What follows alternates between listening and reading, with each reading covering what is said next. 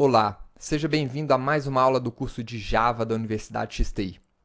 Nessa aula, veremos como hardware e software interagem entre si. Estudaremos a organização dos computadores, os tipos de computadores, para que servem as CPUs.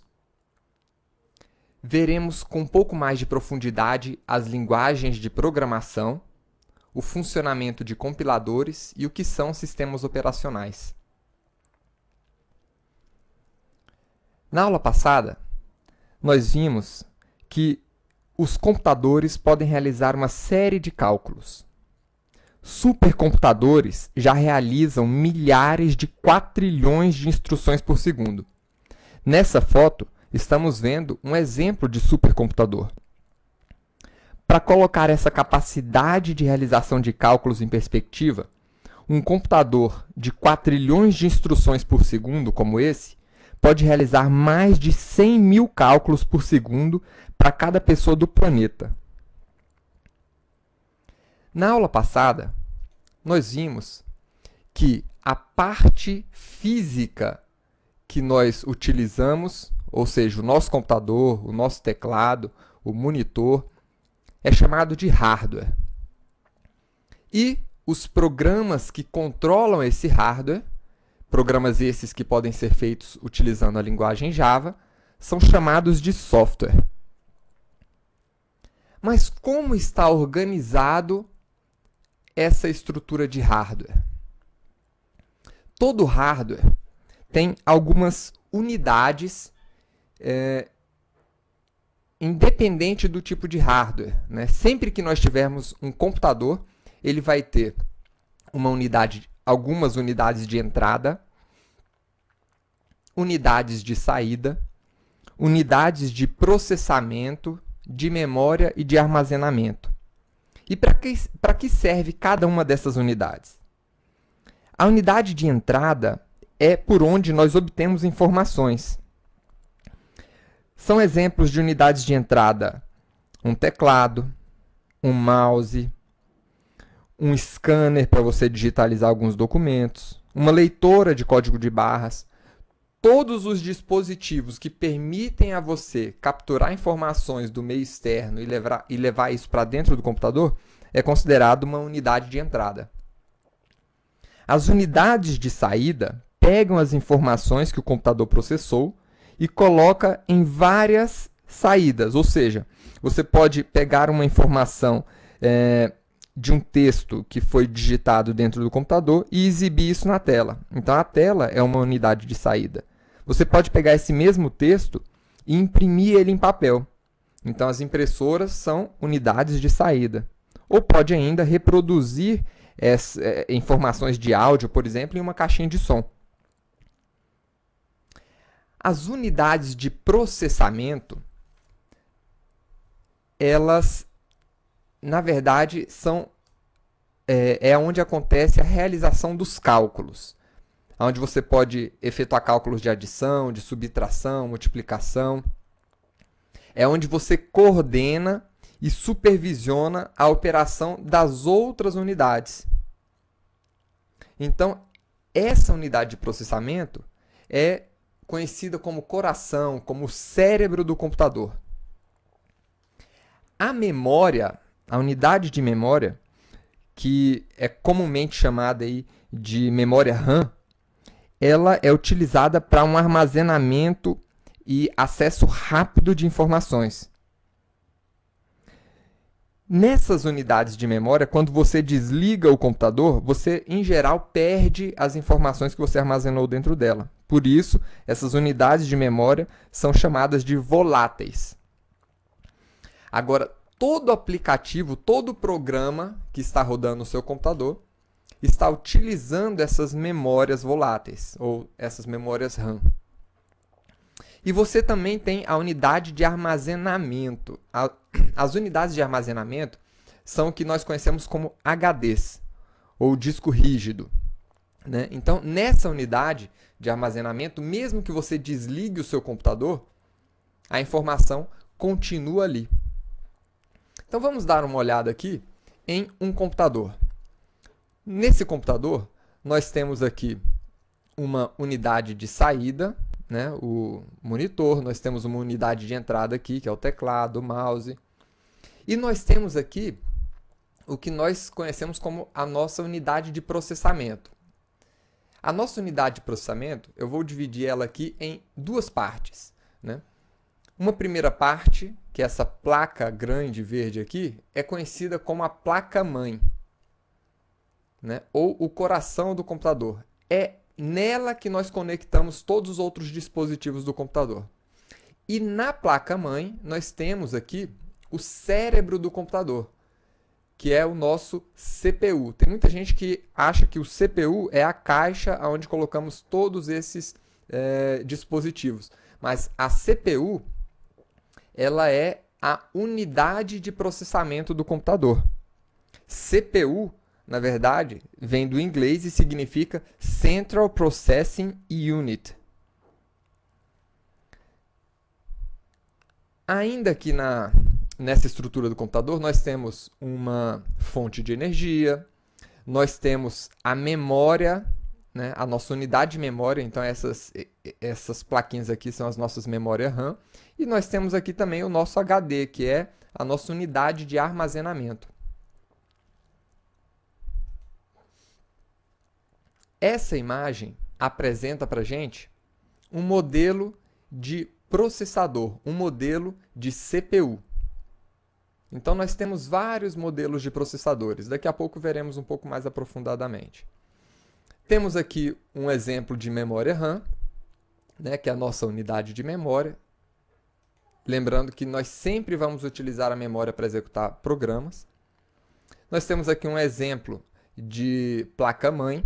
Então, aqui nessa área aqui é onde nós colocaríamos o nosso processador, a nossa CPU.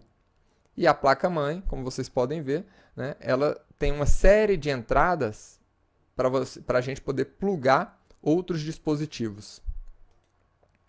Nós temos aqui um exemplo de HD, né, ou Hard Disk, que é a nossa unidade de armazenamento. E será que todos os computadores têm essa estrutura, têm todas essas unidades? Nós temos aqui uma imagem de um notebook. Será que o notebook tem todas essas unidades dentro dele também? Sim. Se nós abrirmos esse notebook, nós veremos que, além das unidades de saída, aqui como o display, o teclado, que são unidades mais fáceis de serem identificadas, nós temos também aqui, ó, a nossa placa-mãe, né? Nós temos o nosso processador aqui, nós temos algumas memórias, né? Então, esse computador também dispõe de todas aquelas unidades de entrada, de saída, de processamento, de memória e de armazenamento. E em um BlackBerry, ou um celular, um dispositivo menor? Também, se nós abrirmos esse BlackBerry, nós vamos ver que ele tem o dispositivo, aqui a unidade de saída, né? A unidade de entrada, o tecladinho dele aqui. Nós temos aqui a nossa placa-mãe também, né? Nós temos bateria. Então, você vai identificar aqui que também, nesses dispositivos menores, nós vamos encontrar a unidade de entrada, a unidade de saída, de processamento, de memória e de armazenamento. Agora, e em um iPad, um tablet, nós vamos encontrar a mesma estrutura. Aqui está novamente a placa-mãe, né? Nós temos dentro dessa placa-mãe aqui o nosso processador e todos os outros dispositivos ali, todas as unidades de um computador. Agora a pergunta que vem é: você vai me dizer, Ricardo, que dentro de um cartão de crédito eu tenho todas aquelas unidades? Afinal, um cartão de crédito, um smart card, também é um computador. E sim, dentro desse chip aqui, nós temos todas aquelas unidades que encontramos em um computador maior. Se nós abrirmos esse chip, logo abaixo dele, vocês vão encontrar uma estrutura parecida com essa. Nessa parte aqui, central é onde vocês vão encontrar o chip, o processador, a placa-mãe desse microcomputador. E dentro desse chip, vocês vão encontrar também unidades de entrada, unidade de saída. Nesse caso aqui, vale a pena até a gente explicar um pouco mais. Esses smart cards, eles têm cerca de 8 KB de memória RAM. Eles têm mais 256 KB de memória programável, que seria aquela espécie de HD, só que funcionando com uma outra estrutura, claro. Né? É uma memória que a gente chama de ROM. E ele ainda tem um microprocessador de 16 bits. A unidade de entrada e a unidade de saída, na verdade, acontecem através de uma interface serial. E esse chip, esse microcomputador, ele recebe energia do leitor do cartão. Então, vendo esse microcomputador de uma outra perspectiva, nós teríamos aqui uma série de camadas. Você poderia ver que essa área de contato, né, sendo ligada aqui diretamente no chip, né? Então, sim, o chip também é um computador com todas aquelas unidades. Agora, o que são, na verdade, essas CPUs? Né? Essas CPUs, ou Central Processing Unit, ou Unidade Central de Processamento, a função principal das CPUs, e aqui eu vou mostrar novamente a imagem da CPU, né? A função principal delas é executar sequências de instruções que nós chamamos de programas. Então, os programas, eles são representados por uma série de números que são mantidos na memória do computador. Então, a linguagem que a CPU entende, e nós temos vários tipos de CPU, essa aqui, por exemplo, é um exemplo de CPU do iPhone.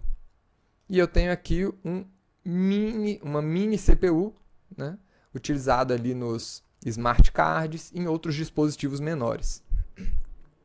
Então, a linguagem que esse equipamento, que o coração do computador entende, é chamada de linguagem de máquina. Então, os programas feitos nessa linguagem são escritos na forma binária, ou seja, usando 1 e 0. Só esses dois caracteres. Esses números, eles representam os valores físicos ligado e desligado, baixa e alta tensão.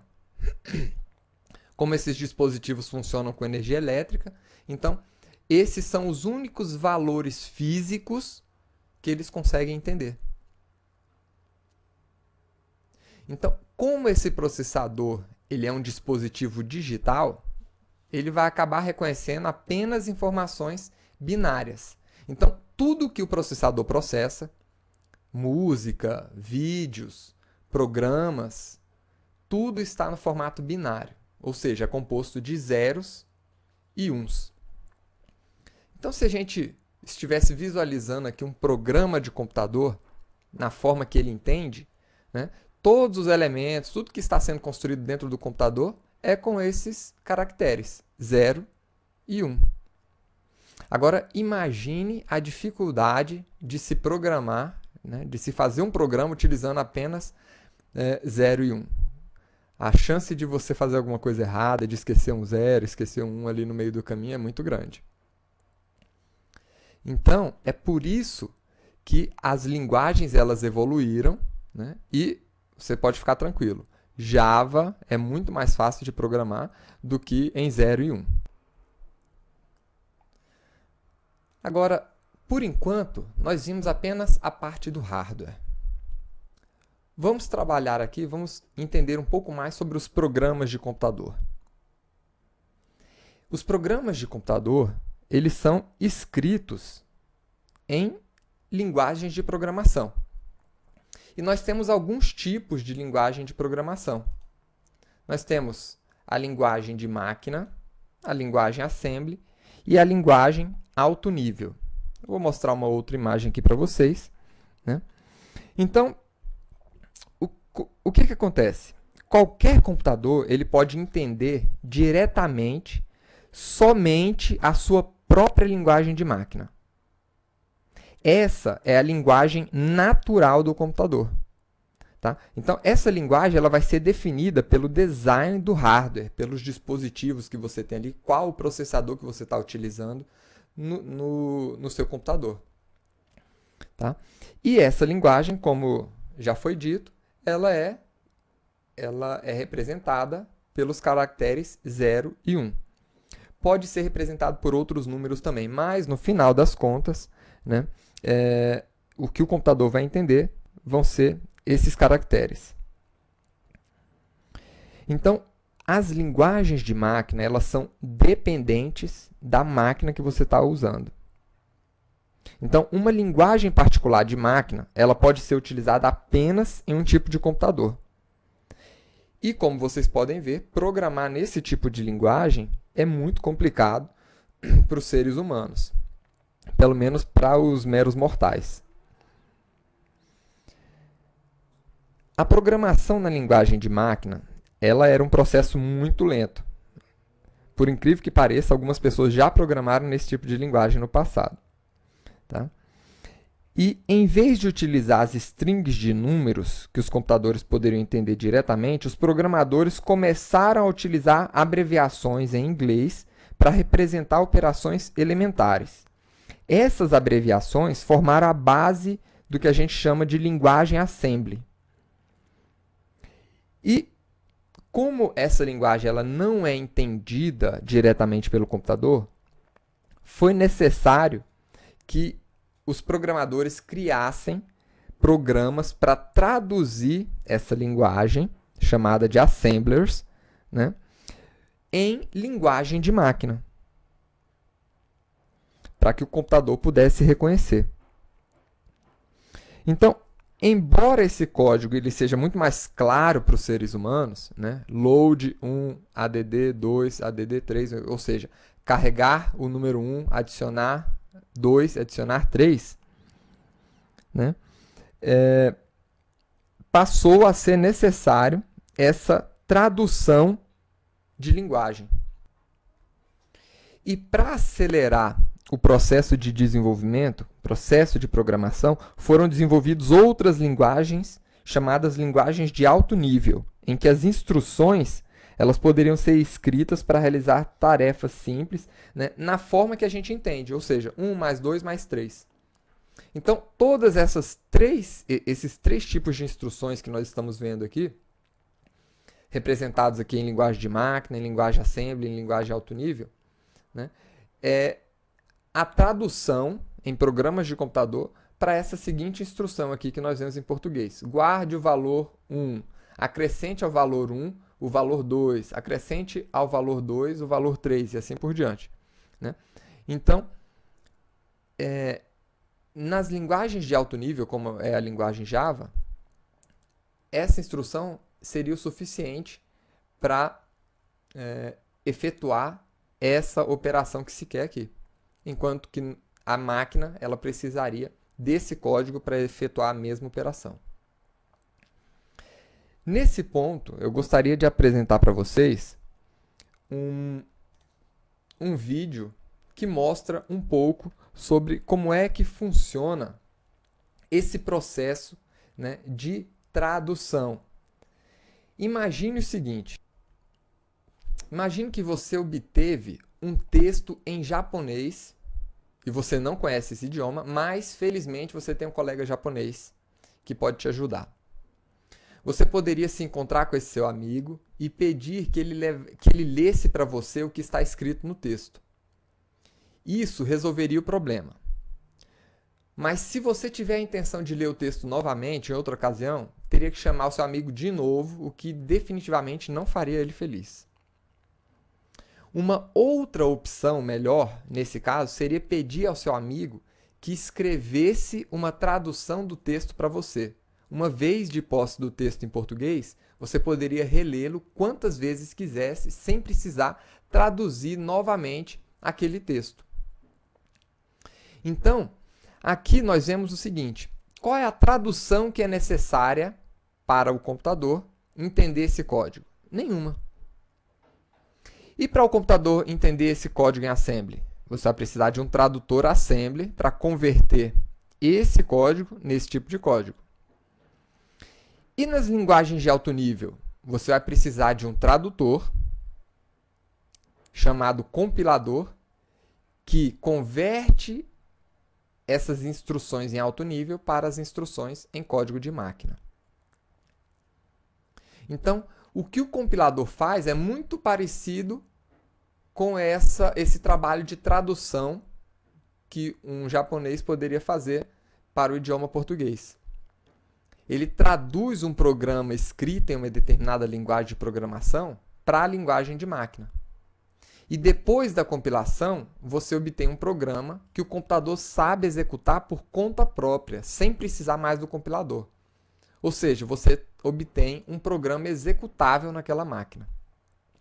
Então vamos ver aqui essa animação bem rápida, né, que está aqui no site comoaprenderjava.com, que é um site de um colega meu, e que apresenta de forma também muito didática esses conceitos iniciais aqui para quem está começando a programar em Java. Então você tem um programa e o compilador C vai começar o seu trabalho. Ele vai criar um arquivo executável em linguagem de máquina vazio e vai ler a primeira linha do programa que ele está convertendo. Vai traduzir essa linha para a linguagem de máquina e escrever o código de máquina traduzido para a linguagem de máquina. Vai ler a segunda linha, fazer a tradução e escrever novamente no arquivo que vai virar o programa final. E, por fim, vai ler a última linha de código e imprimir a tradução novamente naquele arquivo. No final, né, você vai ter esse arquivo pronto e você não vai mais precisar do compilador, porque o compilador vai entender diretamente, junto com o processador, esse programa que foi criado.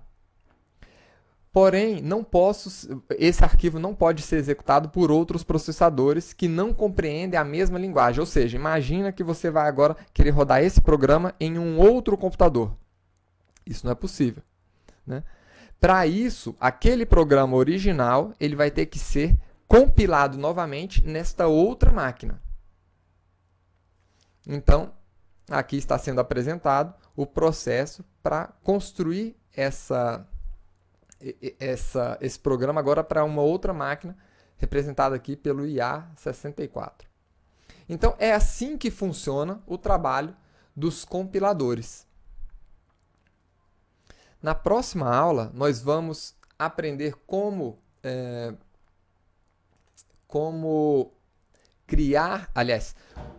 instalar o compilador Java e como rodar e como instalar também o aplicativo usado para rodar os programas em Java na sua máquina.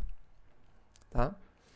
Agora que nós vimos já como funciona o hardware e um programa de computador, vocês podem ver aqui que existe uma outra unidade importante, que é o sistema operacional, né? Então, tudo isso aqui envolve o seu computador. O usuário ele acessa um programa de computador que, através do sistema operacional, faz algumas chamadas aos recursos de hardware do seu computador.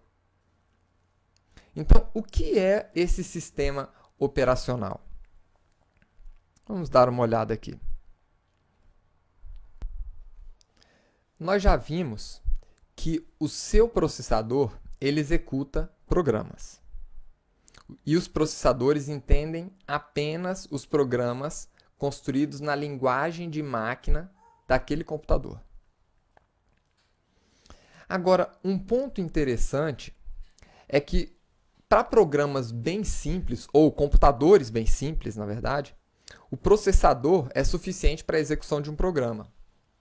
Então, por exemplo, no seu micro-ondas, você pode construir um programa que acesse diretamente aqueles recursos, aqueles dispositivos do equipamento, do micro-ondas. Mas imagine um computador mais complexo, né? A maioria dos computadores é bem mais complexa do que um micro-ondas. Pense aí nas centenas ou milhares de modelos diferentes de discos rígidos, de placas de som, de placas de vídeo, né? Placas de redes, monitores. Então você tem vários tipos de dispositivos que você pode plugar nesse seu computador. Então, se você tivesse construindo um programa que precisasse acessar uma placa de vídeo para mostrar alguma informação, né, só isso você já precisaria entender como é que aquela placa de vídeo funciona, quais são os comandos daquela placa de vídeo. E se esse seu programa tivesse que suportar vários modelos de placa de vídeo, né, a complexidade do seu programa ia aumentar consideravelmente. Agora, imagine que além das placas de vídeo, você tivesse que gerenciar memória, disco rígido, a placa de rede. A complexidade desse seu programa seria absurda. Então, é para isso que servem os sistemas operacionais. Então, o sistema operacional é, na verdade, uma camada utilizada pelos seus programas, né, para acessar todos aqueles dispositivos que estão no seu computador, sem que você tenha, né, que conhecer as regras, conhecer as funções de cada um. Então, com o sistema operacional, fica muito mais simples a sua programação. Você simplesmente fala que quer imprimir alguma coisa na placa de vídeo, independente da placa de vídeo que está instalada no seu computador, o sistema operacional executa aquela operação para você. O sistema operacional também é um programa de computador, né? E ele é a base para outros programas. Na verdade, sem o sistema operacional, o seu programa só funcionaria se você reiniciasse o computador, se ele fosse autobootável. Não vou entrar aqui muito nessa questão, mas existem vários sistemas operacionais aí no mercado. Você provavelmente está utilizando um desses sistemas operacionais. Existe aqui o sistema operacional Windows, os sistemas Linux, os sistemas Unix e os sistemas da Apple. Esses são os principais. Aqui em cima eu estou apresentando alguns sistemas operacionais de dispositivos móveis.